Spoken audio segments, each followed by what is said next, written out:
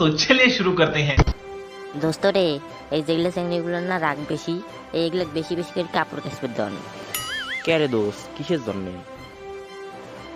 দূর হে, তুই এখানেও জানিস না, চেংড়িগুলো যত রাগ বাড়বে তত জোরে জোরে কাপড় আশ্রাইবে, আর যত তাড়াতাড়ি কাপড় আশ্রাইবে অত সুন্দর করে পরিষ্কার হইবে।